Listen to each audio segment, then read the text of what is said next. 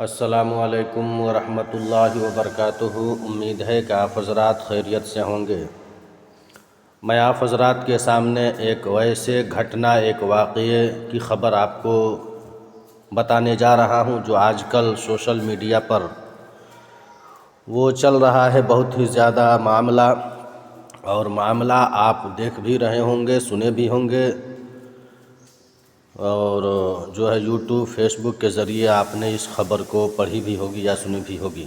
بتانے کا مطلب یہ ہے کہ باغپت ضلع کے اندر گنگنولی گاؤں میں ایک امام صاحب مسجد میں امامت کرتے تھے، بچوں کو دین کی تعلیم دیتے تھے، نماز پڑھاتے تھے، دین کی خدمت کر رہے تھے، اور امام صاحب اپنے پریوار کو بھی، اپنے بیوی اور 2 بچی، ایک تقریباً 5 سال، ایک تقریباً 2.5-3 سال کی بتائی جا رہی ہے، ان 2 بچیوں کو لے کر اس گاؤں میں تقریباً 3-4 سال سے امامت کر رہے تھے اپنے فیملی کے ساتھ۔ ایک دن کا واقعہ ہے کہ امام صاحب کسی کام سے باہر گئے 2 دن کے لیے، تو باہر جانے کا فائدہ اس گاؤں کے کچھ شرارتی بچوں نے اٹھا لیا۔ فائدہ کیا ہے اور بچے شرارت کیا ہے آپ سنیں گے تو آپ کو تعجب ضرور ہوگی۔ بات یہ ہے دراصل کہ امام صاحب بچوں کو پڑھانے کے درمیان، بچے اگر شرارت کرتے ہیں، غلطی کرتے ہیں یا سبق یاد نہیں کرتے ہیں، تو امام صاحب یا کوئی بھی ٹیچر، ماسٹر بچے کو ڈانٹتا ہے، ضرورت کے تحت مارتا بھی ہے۔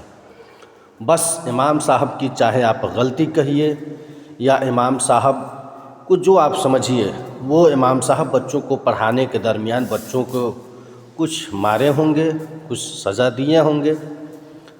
تو بچوں نے، امام صاحب جب باہر چلے گئے 2-3 دن کے لیے، تو بچے نے مل کر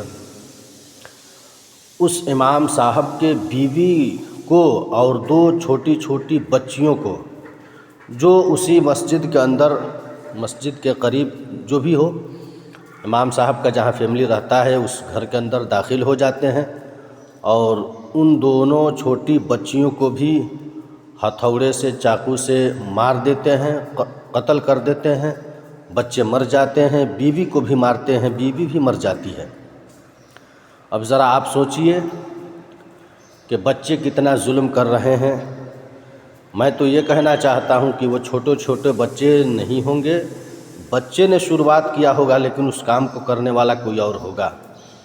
بتائیے یہ کتنا بڑا ظلم ہے۔ امام صاحب اگر پڑھائیں، بچوں کو ماریں، تو اس کا بدلہ یہ لیا جاتا ہے کہ بچوں، بیوی کو قتل کیا جاتا ہے، اور وہاں کے لوگوں نے مل کر امام صاحب کے بیوی بچوں کو قتل کر دیا، موت کے گھاٹ اتار دیا۔ بہرحال امام صاحب کے پاس یہ خبر پہنچی، امام صاحب بھاگتے بھاگتے آئے، پرشاسن آئی، پولیس جانچ پڑتال کر رہی ہے۔ تو اسی جانچ کے اندر یہ بھی خبر ملی ہے کہ بچوں نے ہی امام صاحب کی بیوی اور ان کے 2 چھوٹی بچیوں کو قتل کیا، اور ان بچوں نے اقرار بھی کیا کہ ہاں میں نے قتل کیا۔ میں وہاں کے پرشاسن سے، حکومت سے یہی گزارش کروں گا کہ ان بچوں کو بھی سزا دیا جائے، اور جو ان بچوں کے ساتھ مل کر کے جس نے بھی اس گھٹنا کو انجام دیا، اس کو سخت سے سخت سزا دیا جائے۔ اب آپ ذرا بتائیے کہ جب امام صاحب سرکشت نہیں رہیں گے، ان کا پریوار سرکشت نہیں رہے گا، تو دین کا کام کون کرے گا؟ اس سے بھی پہلے ہم نے کئی خبریں پڑھی کہ امام صاحب کو قتل کر دیا گیا، مار دیا گیا، امامت سے نکال دیا گیا۔ یہ ہو کیا رہا ہے سماج میں؟ آج یہی وجہ ہے کہ ہم لوگ پریشان ہیں۔ تو میں وہاں کے حکومت سے، گورنمنٹ سے، پولیس سے مانگ کروں گا کہ سخت سے سخت سزا دی جائے، اور خاص طور سے جس گاؤں کی یہ گھٹنا ہے، اس علاقے کے امام حضرات سے گزارش کروں گا، وہاں کے لوگوں سے گزارش کروں گا کہ اس گاؤں میں کوئی امامت کرنے نہ جائے، تاکہ اس گاؤں کے لوگوں کو احساس ہو۔ غلطی کچھ ہم کرتے ہیں، اگر امام، وہاں کے لوگ، چاہے جہاں کا بھی معاملہ ہو، اگر امام لوگ تھوڑا ٹائٹ ہوتے ہیں تو پھر امام کو ہم خود ہی نکلوا دیتے ہیں، چاپلوسی کر کے، جی حضوری کر کے۔ اگر کوئی امام 10,000 پہ ڈیوٹی کر رہا ہے تو ہم کہتے ہیں کہ اس کو ہٹائیے، ہم آپ کو 5,000 میں، 6,000 میں امام بلا دیں گے۔ اور ہوتا یہی ہے، لوگ سمجھ لیے ہیں کہ بس نماز پڑھ لیا جائے، آنے والا امام علم رکھتا ہے کہ نہیں، نماز کے طور طریقے معلوم ہے کہ نہیں، نہ ہم اس کے ڈگری کا پتہ لگاتے ہیں نہ اس کے تعلیم کا، بس ہم یہ سمجھتے ہیں کہ امام کے پیچھے بس نماز پڑھ لی ہماری نماز ہو گئی، اس کے تعلیم سے، اس کے جو ہے عمل سے، کردار سے ہم کو کوئی مطلب نہیں ہے۔ تو ذرا آپ سوچئے کہ ہمارا قوم کہاں جا رہا ہے۔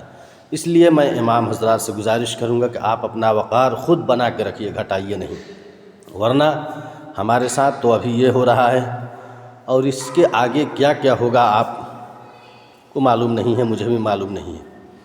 اس لیے میں آپ سے گزارش کروں گا کہ آپ امامت کیجئے، صحیح ڈھنگ سے کیجئے، جہاں پر آپ کو عزت ملے وہاں امامت کیجئے۔ آپ ایک امام ہیں، بادشاہ ہیں، غلام نہیں ہیں جو کسی کا جی حضوری کر کے آپ روپیہ کمائیں گے، کسی کے دائیں بائیں گھومیں گے۔ آپ ایک نبی کے جو ہے دیے ہوئے تحفے کو آپ سنبھال رہے ہیں، امامت کی ڈیوٹی کر رہے ہیں، تو پھر آپ اپنے آپ کو غلام کیوں سمجھ رہے ہیں؟ آپ کو ایسے ایسے علماء، ایسے ایسے خطبہ شعراء آپ کو ملیں گے، اچھے اچھے لوگ جو اسی سب حرکتوں کی وجہ سے امامت کرنا چھوڑ دیے ہیں۔ اور یہی ہوگا جب ہمارے ساتھ ظلم کیا جائے گا تو لوگ امامت چھوڑ کر کے اپنا کوئی کاروبار کریں گے، کوئی نوکری کریں گے، کوئی ڈیوٹی کریں گے، کوئی بزنس کریں گے۔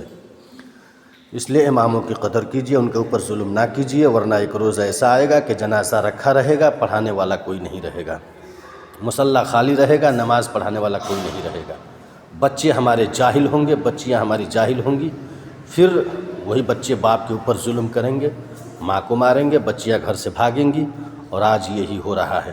ہر جگہ ہمارے پاس پیسہ ہے خرچہ کرنے کے لیے، لیکن امام صاحب کو دینے کے لیے پیسہ نہیں ہے، مسجد میں دینے کے لیے پیسہ نہیں ہے۔ مسجد تو ہم عالیشان بنا دیتے ہیں، امام کو بھر پیٹ بہترین سے بہترین کھانا کھلا دیتے ہیں، لیکن پیسہ نہیں دیتے ہیں۔ ذرا آپ سوچئے امام کا پریوار کیسے چلے گا، اس کا گزارا کیسے ہوگا۔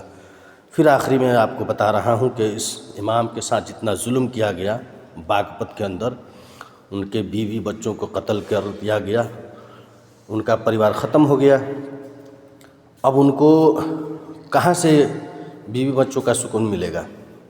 وہ بچے کہاں سے آئیں گے؟ اس لیے بہت افسوس کا یہ مقام ہے۔